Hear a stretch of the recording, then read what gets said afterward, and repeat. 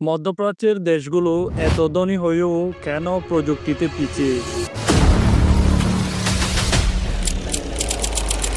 যে দেশগুলো পৃথিবীর সবচেয়ে ধনী, যেখানে প্রতিদিন বিলিয়ন বিলিয়ন ডলারের তেল বিক্রি হয়, যেখানে রাস্তায় লাম্বরগিনি, আকাশে প্রাইভেট জেট আর সমুদ্রে ইয়ট, কিন্তু অবাক করা বিষয় হলো যে এই দেশগুলো এখনো গুগল, মাইক্রোসফট, অ্যাপল কিংবা টেসলার মতো কোনো প্রযুক্তি জায়ান্ট তৈরি করতে পারেনি। প্রশ্ন হলো, মধ্যপ্রাচ্যের দেশগুলো এত ধনী হয়েও কেন প্রযুক্তিতে পিছিয়ে? মধ্যপ্রাচ্যের ধন সম্পদ এসেছে একটাই জিনিস থেকে, আর সেটি হলো তেল। সৌদি আরব, কুয়েত, কাতার, ইউএই এই দেশগুলোর বাজেটের 60 থেকে 70% আসে তেল রপ্তানি থেকে। এর মানে দাঁড়ালো অর্থনীতি একেবারে রিসোর্স নির্ভর। টেকনোলজি বা ইনোভেশনের মাধ্যমে আয় নয়, বরং প্রকৃতির দান। তেল আর গ্যাসের উপর ভর করে টিকে থাকা। ইউরোপ ও আমেরিকা শিল্প বিপ্লব করেছে, কারখানা, মেশিন, শিক্ষা, ধীরে ধীরে টেকনোলজি ইকোসিস্টেম গড়ে তুলছে।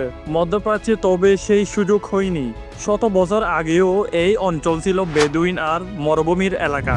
হঠাৎ তেল আবিষ্কার হওয়ার পর প্রচুর টাকা এলো, কিন্তু প্রযুক্তি উন্নয়নের জন্য কোনো বেসিক ইনফ্রাস্ট্রাকচার তৈরি হয়নি। তেল বিক্রি করলেই প্রচুর টাকা আসছে, ফলে নিজেরা প্রযুক্তি বানানোর চাপ কম। সহজ ভাষায়, কষ্ট করে কোনো কিছু তৈরি করব, যখন তেল বিক্রি করলেই সব টাকা পাওয়া যায়। দুবাই, কাতার বা সৌদি, ওখানে বড় প্রজেক্ট, বিল্ডিং, আইটি সবকিছু বিদেশিরাই করে।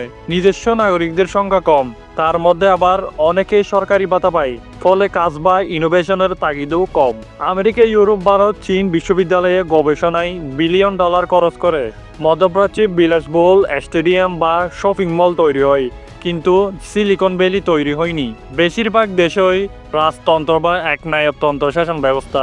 টেকনোলজি ও ইনোভেশনের জন্য সবচেয়ে দরকার স্বাধীন মত প্রকাশ ও ক্রিটিক্যাল থিঙ্কিং, যেটা সেখানে একদম সীমিত। তবে পুরোপুরি পিছিয়ে না। দুবাই স্মার্ট সিটি, সৌদি আরবের NEOM প্রজেক্ট, কাতার AI ইনভেস্টমেন্ট, এগুলো নতুন উদ্যোগ, কিন্তু এগুলোর নেতৃত্ব দিচ্ছে বেশিরভাগ বিদেশি কোম্পানি।